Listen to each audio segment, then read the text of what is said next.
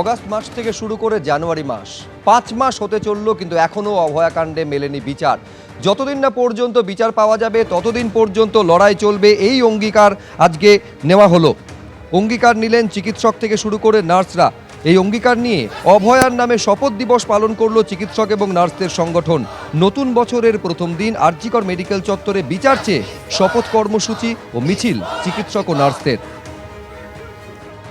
9ই August যখন এই ঘটনা ঘটে, তারপর নাগরিকদের, জুনিয়র ডাক্তারদের আন্দোলন এবং পরবর্তীকালে সেটা নাগরিক আন্দোলনে যখন পরিণত হয় এবং তাদের আশাকাঙ্ক্ষার যার ছিল যে আমরা 9ই আগস্ট কি ঘটেছে সেই সত্যের কাছাকাছি পৌঁছতে পারবো, কিন্তু যখন দেখা গেল যে সিবিআইয়ের সাপ্লিমেন্টারি চার্জশিট দিতে না পারা, রাজ্য প্রশাসনের যে নক্কারজনক ভূমিকা, যদি এভিডেন্স টেম্পার এই রকমের ঘটনাকে কেন্দ্র করে, স্বাস্থ্য দুর্নীতির ঘটনাকে এনওসি না দেওয়া থেকে শুরু করে এই যাবতীয় থ্রেড কালচারের পক্ষ নেওয়ার যে জায়গাগুলো উঠে আসছে, সেই জায়গা থেকে মনে হয় এই নতুন বছর 2025 যদি একটা নতুন বাংলার প্রশ্ন আসে, নতুন সমাজের গড়ে তোলার প্রশ্ন আসে, তাহলে তো অঙ্গীকারবদ্ধ হওয়া প্রয়োজন।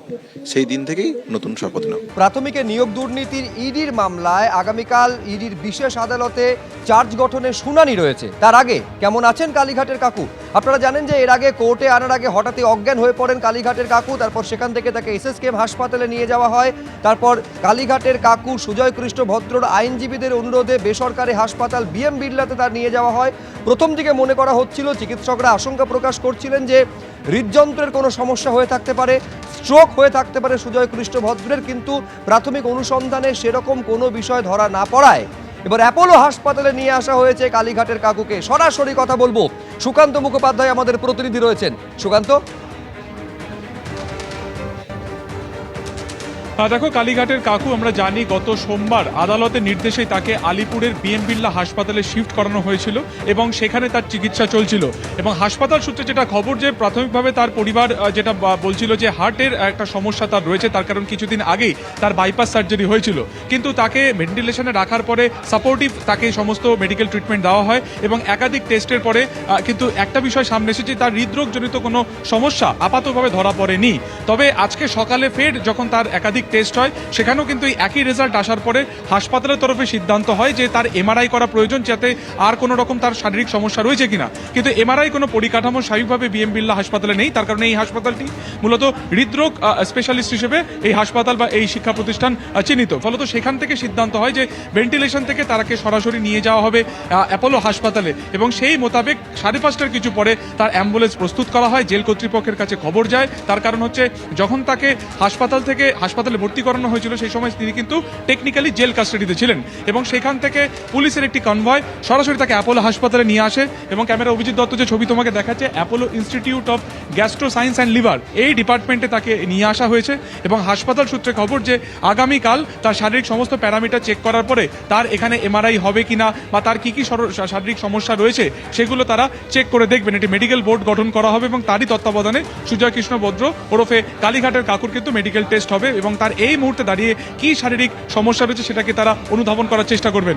তবে প্রায় সোমবার থেকে আজকে একেবারে দুপুর বেলা পর্যন্ত তিনি বিএম বিড়লা হাসপাতালে ছিলেন। সেখানকার হাসপাতাল সূত্রে যেটা জানা যাচ্ছে যে তার হৃদরোগজনিত কোনো সমস্যা আপাতভাবে না থাকলেও তার কিন্তু একটা উৎকণ্ঠা কাজ করছিল, যে উৎকণ্ঠা গতকাল বিকেলের পর অনেকটাই কমে গিয়েছে। তবে তার অন্যান্য কোনো সমস্যা রয়েছে এমনটাই কিন্তু সুজয় কৃষ্ণ ভদ্র নিজে জানিয়েছেন। তার কারণ সোমবার থেকে প্রায় গতকাল পর্যন্ত তার একটা তন্দ্রাচ্ছন্ন ভাব ছিল। আজকে সকালের পর থেকে কিন্তু তার যে স্বাভাবিক তার যে জ্ঞান অনেকটা তার ফিরেছে। তিনি তার মেয়ের সাথে বা পরিবারের সদস্যদের সাথে কথাও বলেছেন এবং সেখান থেকে পরবর্তীকালে তাকে মাল্টি স্পেশালিটি যুক্ত রয়েছে এমন কোনো পরিকাঠামো যুক্ত হাসপাতালে তাকে শিফটিং এর প্রয়োজন ছিল এবং সেই ক্ষেত্রে দাঁড়িয়ে পরবর্তীকালে তাকে অ্যাপোলো হাসপাতালে নিয়ে আসা হয়েছে এবং এখানেই তার কিন্তু এই মুহূর্তে ট্রিটমেন্ট চলছে এবং যেটা তোমাকে বললাম যে আগামীকাল সম্ভবত একটি মেডিকেল বোর্ড গঠন হবে এবং তারপরই আগামী পরবর্তী সময় চিকিৎসা কিভাবে এগোবে তার রণকৌশল ঠিক করা হবে। একেবারে তার উপর সবটা নির্ভর করছে। আচ্ছা, এইখানে দর্শকদের একবার স্মরণ করিয়ে দেব, কোর্ট কিন্তু একথাও বলেছিল যে কালীঘাটের কাকু সুজয় কৃষ্ণ ভদ্রের যে হেলথ চেক আপ বা চিকিৎসা সংক্রান্ত যাবতীয় রিপোর্ট আগামীকাল কিন্তু কোর্টে প্রডিউস করতে হবে। এই মুহূর্তে প্রশ্ন হচ্ছে যে আগামীকাল যখন কোর্টে চার্জ গঠনের হিয়ারিং রয়েছে, সেই চার্জ গঠনের কি ভবিষ্যৎ হতে চলেছে। নিউজ রুমে আমার সহকর্মী রাজশ্রী দত্তগুপ্ত এই মুহূর্তে আমাদের সঙ্গে রয়েছেন। একেবারে এর আগে কোর্টের মহামান্য বিচারক ক্ষোভ প্রকাশও করেছিলেন যে সমস্ত অভিযুক্ত তাদেরকে ডকুমেন্ট বা নোটিশ কেন সাপ্লাই দেওয়া হয়নি। আমি বলছি যা পরিস্থিতি রাজস্বী, এই মুহূর্তে কালীঘাটের কাকু সুজয় কৃষ্ণ ভদ্র রয়েছে, স্ট্রেচারে শুয়ে রয়েছেন, অ্যাম্বুলেন্সে করে এক হাসপাতাল থেকে আরেক হাসপাতালে নিয়ে যাওয়ার প্রক্রিয়া চলছে, ফলে কালকে উপস্থিত থাকতে পারবেন কোর্টে কালীঘাটের কাকু? সম্ভাবনা কম। কি হতে চলেছে আগামীকাল তাহলে? শুভ্রজিৎ, একদমই তাই, সম্ভাবনা অত্যন্ত ক্ষীণ। কারণ আজকেও যে অবস্থা, একটা বেসরকারি হাসপাতাল থেকে আরেকটা বাইপাসের বেসরকারি হাসপাতালে তাকে স্থানান্তর করা হয়েছে এবং আরও কিছু চিকিৎসাজনিত পরীক্ষা নিরীক্ষার জন্যই এই স্থানান্তর করা। আমরা প্রথমে দেখেছিলাম যে এর আগের দিন যখন চার্জ গঠনের নির্দিষ্ট দিন ছিল, সেদিন তাকে কোর্টে আনার সময় তিনি অসুস্থ হয়ে পড়েন, আচ্ছন্ন এবং প্রায় অচেতন অবস্থায় তাকে এসএসকেএম হাসপাতালে ভর্তি করা হয় এবং আইসিইউতে রাখা হয়, ভেন্টিলেশনেও তিনি ছিলেন। তারপরে আরেকটা বেসরকারি হাসপাতালে তাকে স্থানান্তর করা হয়, সেখানে চিকিৎসার পর আজকে তাকে বাইপাসের পাশে আরেকটা বেসরকারি হাসপাতালে স্থানান্তর করা হলো।